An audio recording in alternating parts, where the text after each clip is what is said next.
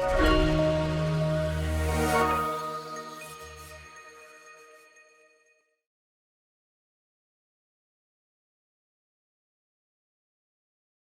Course का नाम जो आप पढ़ने वाले हैं, ये 4th सेमेस्टर का कोर्स है। कोर्स का नाम है digital electronics and logic design. Digital electronics का क्या मतलब है? Digital electronics is a field of electronics which involves the digital signals, and we need to engineer those devices that use these digital signal and produce it. Okay, real life में mostly आप जो data हम लेते हैं वो analogue signals होते हैं, लेकिन डिजिटल इलेक्ट्रॉनिक्स में हमें जो डेटा चाहिए वो डिजिटल चाहिए, मतलब they are in the form the zero and one. तो आपको जीरो और वन में डेटा को प्रोड्यूस करना है और डेटा को यूज करना है। तो इसमें हम यूज करते हैं लॉजिक गेट्स, और लॉजिक गेट्स को हम चैन भी करते हैं या उसका ऐसे सर्किट बनाते हैं कि एक लॉजिक गेट का आउटपुट दूसरे गेट का इनपुट हो, लाइक दैट। तो इसको कहते हैं लॉजिक सर्किट। सो सब्जेक्ट क्या हो गया? Digital electronics and logic circuit.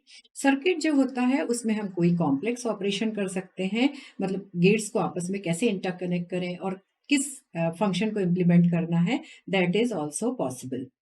इस कोर्स में हमने जो कवर किया है, we will find out the in depth knowledge of switching theory, logic design technique to design the logic circuit, what is the basic to design any digital circuit, right.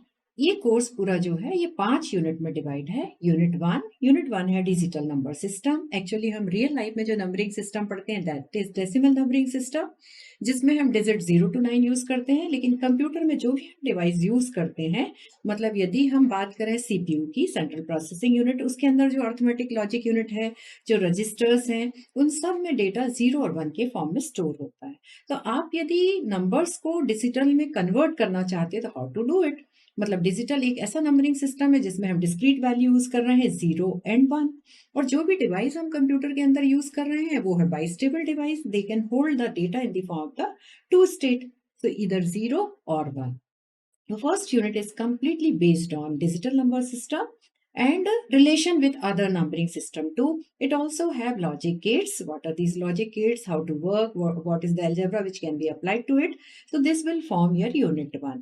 Unit one में arithmetic भी है। यदि आपने कोई भी numbering system लिया और उसमें आपने अर्थमेटिक करना है, बेसिक ऑपरेशंस, एडिशन, सब्ट्रैक्शन करना, how to do it is also covered. Another thing कि यदि हम कोई डेटा डिजिटल में ले रहे हैं और उसमें कोई एरर आ रही है, तो आप उस एरर को कैसे डिटेक्ट करोगे, कैसे करेक्ट करोगे, that is also taken. Second unit है जो, वो है कॉम्बिनेशनल सर्किट। कॉम्बिनेशनल सर्किट है मतलब आपने कोई नंबरिंग सिस्टम पढ़ तो लिया, लॉजिक गेट्स बना लिए, लेकिन अब आपने कोई प्रॉब्लम स्टेटमेंट दिया हो तो आप उस प्रॉब्लम स्टेटमेंट को पढ़ के कैसे उसका सर्किट फॉर्म करोगे। तो उसके लिए जो सर्किट, हम बहुत सारे आप इसमें सर्किट पढ़ने वाले हैं, half adder, full adder, half subtractor, multiplier, comparator, so there are so many circuit. ये सारे सर्किट जो है वो कॉम्बिनेशनल सर्किट में स्टडी करेंगे। देन यूनिट 3 है जिसमें हमने सिक्वेंशियल लॉजिक सर्किट लिया हुआ है। सिक्वेंशियल लॉजिक सर्किट में हम एक पर्टिकुलर सीक्वेंस जनरेट करते हैं यूजिंग द लॉजिक सर्किट, लेकिन कॉम्बिनेशनल सर्किट में कोई मेमोरी एलिमेंट नहीं होता। जब भी आप सिक्वेंशियल लॉजिक सर्किट पढ़ेंगे तो आप देखेंगे उसमें हम मेमोरी एलिमेंट यूज करते हैं, और मेमोरी एलिमेंट में हम इंफॉर्मेशन को स्टोर भी कर सकते हैं, रिटेन भी कर सकते हैं और चेंज भी कर सकते हैं। सो जो बेसिक मेमोरी एलिमेंट है वो फ्लिप फ्लॉप। तो टाइप्स ऑफ फ्लिप फ्लॉप, फिर how to change the state, मतलब उसमें वैल्यू को कैसे स्टोर रखना है, कैसे चेंज करना है, विच what is the circuit which is used for storing the element in it, ये सारा डिटेल अपन पढ़ेंगे यूनिट 3 में, that is sequential logic circuit. Unit 4 जो है वो है रजिस्टर्स एंड काउंटर्स। रजिस्टर्स होते हैं, सपोज आपने टेम्परेरीली कोई डेटा स्टोर करना है, तो उस डेटा को आप स्टोर कहाँ करोगे? रजिस्टर्स। और एक बेसिक ट्रांसफर यूनिट होती है, 8 bit registers, 16 bit registers. Registers जो होते हैं वो इन्हीं बेसिक फंडामेंटल जो बेसिक मेमोरी ब्लॉक है, that is a flip flop, उससे ही मिलके बनते हैं।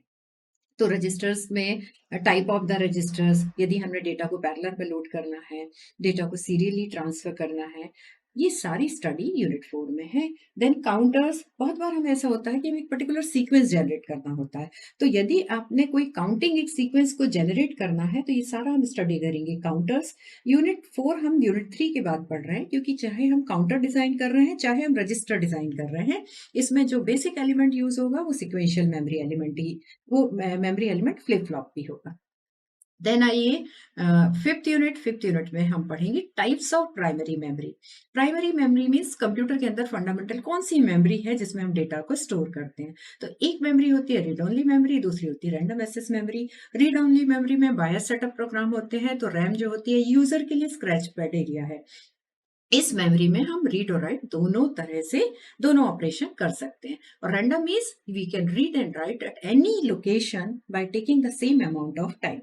नेक्स्ट उसमें हम इसी यूनिट में आप पढ़ेंगे programmable logic device. Programmable logic device भी तीन तरह की हैं, जिसमें प्रोग्रामेबल एरे और programmable and array, and matrix or matrix, then programmable and matrix followed with fixed or matrix, then fixed and matrix followed with programmable or matrix. दूसरी चीज, आप जब मेमोरी में कोई डेटा स्टोर कर रहे हैं, रीड राइट कर रहे हैं, तो बहुत बार ऐसा होगा कि आपको किसी एनालॉग डेटा को प्रोसेस करना है। तो एनालॉग को डिजिटल में कन्वर्ट करने के लिए हमें कन्वर्टर्स की जरूरत होगी, दैट इज कॉल्ड एडीसी। और फिर कभी कभी आपको ऐसा होगा कि डिजिटल डेटा है उसको एनालॉग में कन्वर्ट करना है, फिर हमें कन्वर्ट की जरूरत पड़ेगी, that is digital to analog converters. बहुत बार ऐसा होता है कि आपका डेटा पैरेलल में है, उसको सीरियली कन्वर्ट करना है, सीरियल डेटा को पैरेलल में कन्वर्ट करना है, then also data converters are required. तो इस तरह से आपका पूरा सिलेबस इन 5 यूनिट में ऑर्गेनाइज्ड है। Well organised syllabus is there, so we will study unit one by one.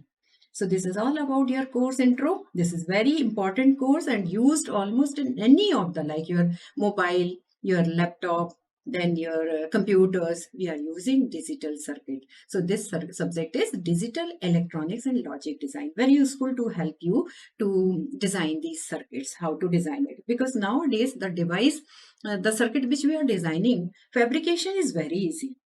And the basic component which we are using is transistor. This is a small component. And as far as fabrication is concerned, nowadays the technology uses very large scale integration. So your ICs are very small in size. So this subject is very, very useful nowadays. This is all about the course intro.